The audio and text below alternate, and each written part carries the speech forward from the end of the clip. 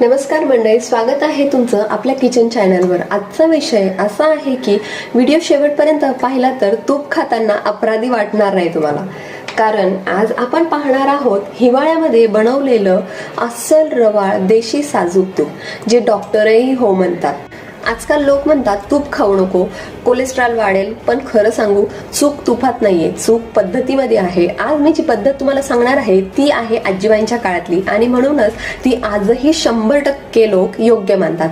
तर त्याची पहिली स्टेप जी आहे दही म्हणजे बेस तयार करणं। सगळ्यात आधी आपण घेतो पूर्ण फॅट असलेलं देशी दूध। दूध उकळून घ्यायचं आहे, त्यानंतर त्याच्यामध्ये थोडं कोमट असताना जुनी ताकाची जामन घालायची, आणि हो, दही किमान 24 तास आंबून द्यायचे। पण एक लक्षात ठेवा, दही जितकं घट्ट तूप तितकंच रवाळ आणि चविष्टही होणार आहे।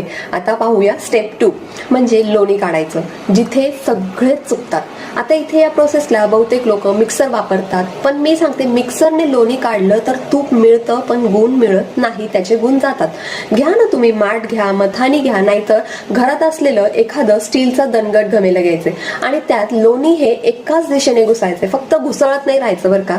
त्यामध्ये थोडं थोडं थंड पाणी पण घालायचे आणि मग हळूहळू वर आलेलं शुद्ध पांढरं लोणी जे आहे ते वेगळं काढायचं। पुढची स्टेप आहे 3 म्हणजे तूप बनवणं। ही तर खरी कसोटी आहे। जे लोणी काढून झालं आहेत ना, ते जाड बुडाच्या पातेल्यामध्ये घ्यायचे आणि गॅस अगदी मंद ठेवायचा आहे, घाई करायची नाहीये। नाहीतर काही लोक करतात मग ते काय, झटपट पटापट काम झालं फटाफट। घरचं काम असो की स्वयंपाक, हटके, वेळ वाचवा, डोक्याला आराम, बस एवढंच पक्क। पण तूप बनवताना संयम फार महत्वाचा आहे। तुपाला फेस येईल, घाबरू नका, कारण मग तो कमी होतो। हळूहळू खालून सोनेरी रंगाचा रवाळ तूप तयार होईल। हा सुगंध आला की समजा घरात खरं साजूक तूप झाले। वाटलं का काही कॉमेडी झालं ना, रिलॅक्स व्हावं लागतो। बरं, पुढे आता आपण चौथी स्टेप बघूया। आपण बनवत असलेल्या तुपाचा सुगंध आणि शुद्धता यावी म्हणून गॅस बंद करताना 2 तुळशीचे पानं किंवा थोडा कढीपत्ता टाकायचा आहे। यामुळे तुपाला नैसर्गिक सुवास येतो आणि ते जास्त काळ टिकतं। मी तुम्हाला प्रोसेस तर सांगितली, पण आता लक्ष द्या। हे तूप का खास आहे ते ऐका। देशी तूप हे पचन सुधरवतं, सांधेदुखी कमी करतं, त्वचेला नैसर्गिक चमक देतं आणि लहान मुलांच्या मेंदूच्या विकासासाठी तर फार उपयोगी आहे। आणि हो, योग्य प्रमाणात खाल्लं तर वजन सुद्धा वाढवत नाही, हे लक्षात ठेवायचंय। खूप जण मला विचारतात, हे सगळं ऐकून खूप छान वाटतं, पण घरी बनवायला वेळ नाही, मग करायचं काय?